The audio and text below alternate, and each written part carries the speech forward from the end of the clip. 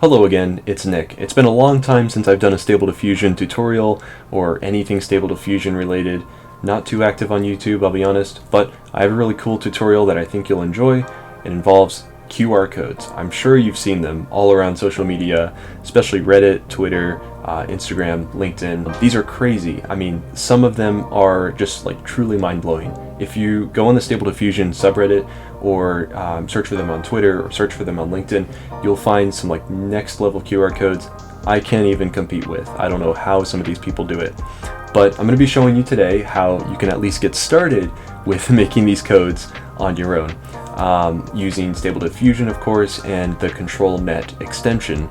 I'm going to be going a little bit in depth, and it'll be about like 10 minutes or so. So feel free to like skip through if you want to just kind of see the highlights or see the parameters that I'm using, because there is a lot of like filler talk that I'll do as well. All right, so we're just going to jump right into it here. I have a picture set up in the image to image tab, just something I snatched off of Google. We're going to be using this for our color references. As you can see, we have the denoising strength set to 0.95. What this is going to do is, essentially just capture the colors, the overall aesthetic of the image. We don't really need this, the exact shape or whatever. Down here in ControlNet, or in the ControlNet tab, we have this customized, I don't know if you can really, there we go. Might be able to see it a little better. But it's essentially a QR code with some tree roots down below, just a quick mock-up I did in Canva. The actual precision doesn't really matter. As you'll see, Stable Diffusion will fill in the rest of the details. So what we have here is our prompt. We're essentially going to be trying to generate a tree, and I've already tested this, so we're going to be using this preset seed that turned out to be scannable, and I do like the aesthetic. So basic settings, I'm using Rev Animated, which is a safe tensor model, a good all-around, all-purpose, versatile model for creating animated figures and lush, sort of vibrant scenes. It does a lot of things. Sampling steps going to be 50. We're going to be using the DPM sampler here to 2M Keras as opposed to Euler A. This is just going to give us less artifacts in the generation. I am, generating this at a high pixel or aspect ratio, or resolution, I should say, 100 pixels in a square image. So it will take a bit of time. So in fact, I'll just start the generation now. And while it's generating, I'll show you it again. Just showing you the ControlNet settings here. We're using the tile resampler, the control weight default of 1, starting at 0.25 steps, or rather 0.25, 25% of the steps, and going all the way to 1 with the resize and fill option. So pretty basic setup. You can see we're about halfway there, and here is the work in progress. If you scan this now, or point your phone at this now, this links to my seller site, by the way, where I make these for businesses and local brands and such. But this should be able to scan even while it's generating. That's how clear the image is. And that's one of the things I love about rendering at a high resolution like this.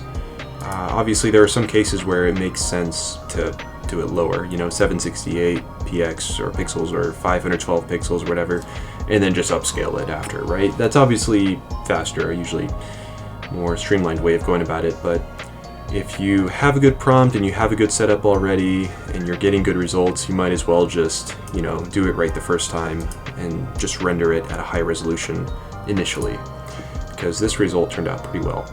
So the color balance is a little bit off. I mean, I'm not a huge fan of the sort of bluish green hues that are coming in on the edges here, because it does contrast a bit with the tree itself. But in terms of actual image generation, seeing where things are being generated and how, I do like the arrangement. We've got these sort of mossy roots protruding into the ground. You can see them very well integrated with the grass. Of course, this all looks fairly natural. Tree generation as well, we've got sort of a fall off here, so horizon line is here. That seems to be fairly consistent. Got some nicely, they almost look trimmed hedges here with decent shadows. Also, we've got the overexposed sky. So a lot of the image seems photorealistic. Obviously, the whole thing still has an animated feel to it. I will actually try this using the base version here in a second of Stable Diffusion. But you can see here, also rendering at a higher resolution gives you a much clearer image in terms of preserving each individual pixel here. So you can see in the QR code, I forget, are QR codes 30? I want to say it's like 30 by 30. I'm not going to count them right now, but you know, a fairly low resolution, but it still is easy to lose some of the pixels in the generation, especially if I were to render this, which we can do right now actually, at 512 by 512, which is the default, right? So keeping the same seed, let this generate. You'll see it's not nearly going to look as great as the 1000 pixel generation. As a matter of fact, we lose pretty much all the pixels, and I can try to scan this. I mean, this does not look great aesthetically, at least in my opinion.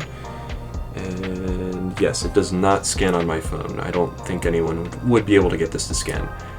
So that's the reason, as you can see, for upscaling, or rather rendering at 1000 pixels. Same with 768 pixels. 768 pixels is usually a sweet spot. When it comes to rendering, it doesn't take too long, and you can often just upscale afterwards. As we can see here, we're getting a better result, a little more clear. In fact, we can see that much of the QR code bits, pixels, whatever you want to call them, are being preserved, which is a great thing to see. And this actually doesn't look terrible, more animated than anything, and we are still losing some details. Yeah, I can't get this to scan either. So 1000 pixels is usually the sweet spot. Now let's try the base version. Okay, now we're on the base version, version 1.5 of Stable Diffusion. We're just going to see how this generates using the same seed and the same resolution. So we can see, okay, cool, we've got the QR code showing up. That's fantastic. Obviously, the picture is definitely not generating the same way as it did with the Rev animated model. I have a feeling this picture is going to turn out very blurry, just because the way it is nice. The QR code is being preserved, and we can see the roots are being preserved. Of course, that was the only thing in the ControlNet model, but all of the other background details have sort of been a little more blurred out than I would expect, although during the generation your image is going to be blurred by default. But yeah, I was right. So as you can see here, this certainly would scan. I mean, this looks very crisp. At least the QR code looks very crisp. And yes, it does scan. But as you can see, that's sort of why it's important to use either pre-trained models or create your own custom model, typically going for a more animated style. But regardless, all of these things should give you a pretty good head start when it comes to making your own QR codes. Hey, thanks so much for watching the tutorial. Hopefully it was informative, hopefully you learned something new, and if you were following along, I hope I wasn't going too fast. If you're curious to learn more, check out the links below. There's a couple official tutorials out there. A bunch of other people are doing this. If you're interested in these QR codes for your own business or brand or personal use, feel free to get in contact with me. You can scan the QR code used in the video or go to the links below. Thanks. Have a great day.